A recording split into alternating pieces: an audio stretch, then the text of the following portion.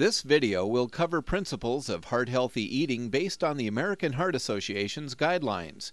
You will learn about healthy eating using the food guide pyramid, including tips for selecting heart-healthy fats, cutting down on salt, and how to enjoy meals away from home using these guidelines.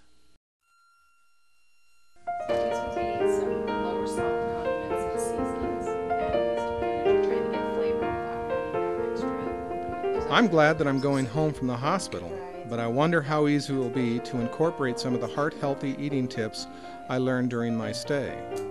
In the past, I tried a variety of fad diets.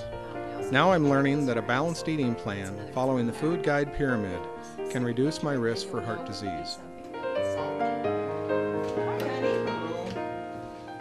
The first thing I thought I'd try was to use the food guide pyramid to help me select the types of foods and portion sizes I should eat. One of the main points about the pyramid is that the foods at the bottom are better heart-healthy choices. Foods from these groups include whole wheat bread, cereal, grains, and fruits and vegetables. These foods are naturally low in fat, high in fiber, and good sources of vitamins and minerals. Eating a variety of these foods can help lower cholesterol and improve health. The meat and dairy groups are at the top of the pyramid. These foods are from animal sources, so they contain saturated fat and cholesterol. Saturated fat tends to be solid at room temperature and can raise blood cholesterol, increasing risk for heart disease.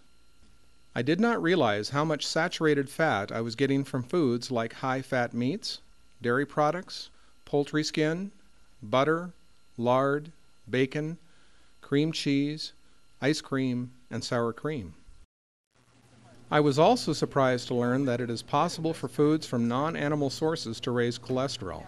Cutting back on foods with hydrogenated fat would be my first step. The process of hydrogenation, turning liquid plant oils into solids, creates something called trans fatty acids.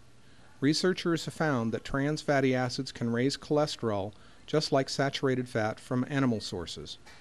Most margarine and shortenings have hydrogenated oil as the first ingredient.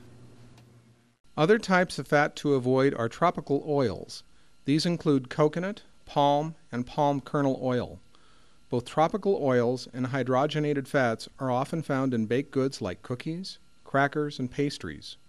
Reading the ingredient list will help me identify fats to avoid.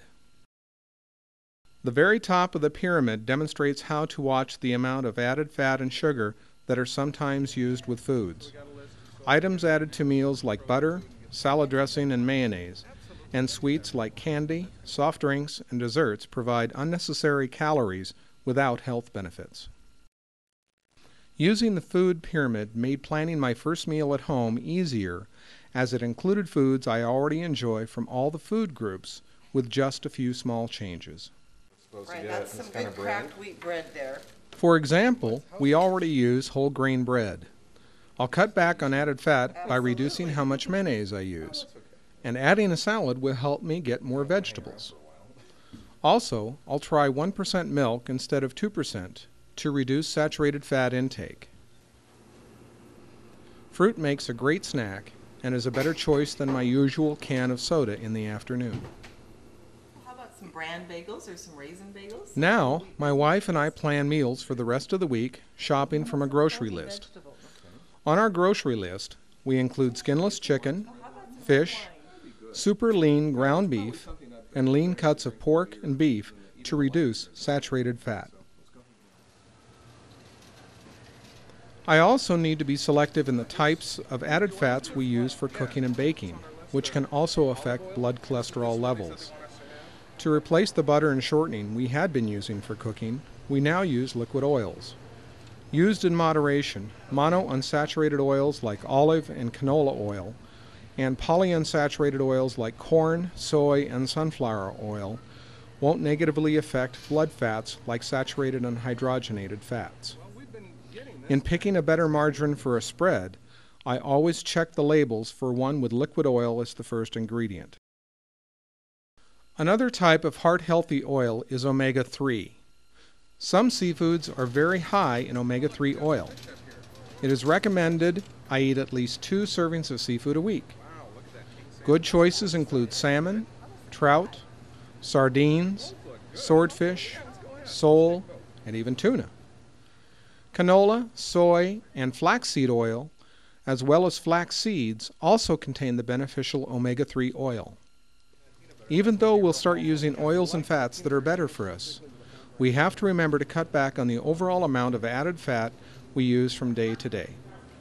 Maybe some salad for Tom. Another part of my heart-healthy eating plan is to reduce my salt intake. Adjusting to the taste of foods with less salt may take a few weeks.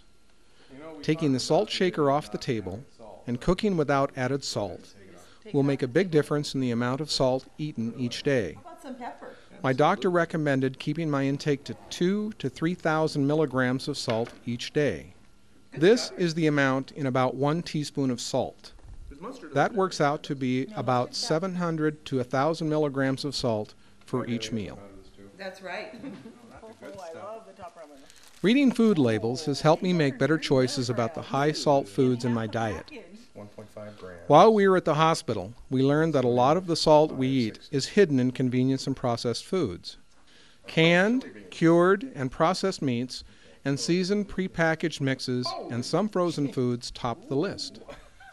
We now look for unsalted snack foods like nuts, crackers, or chips, and we go light on condiments like ketchup and soy sauce. Seasoning with herbs and spices adds a different flavor to foods without increasing salt intake. I thought I might have to give up eating in restaurants altogether if I wanted to stick to my heart-healthy eating plan, but I was wrong. My wife talked me into going out to dinner, and we began to spend a little more time discussing the menu. Some things we thought we would look for on the menu included grilled or baked foods, avoiding butter or cream sauces, requesting that our food be prepared without added salt, asking for a plain potato, rice, or steamed vegetables instead of French fries, and ordering salad dressing on the side. Many restaurants even mark the menu with symbols to identify heart-healthy items, and most fast food establishments can provide nutrition information to help you pick lower fat and lower salt choices.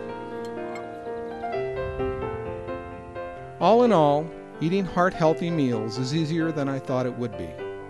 Sure, it takes a little extra time to think about what I'm eating, but as I gradually change old habits, I feel better and now have peace of mind knowing I'm doing all that I can to stay healthy.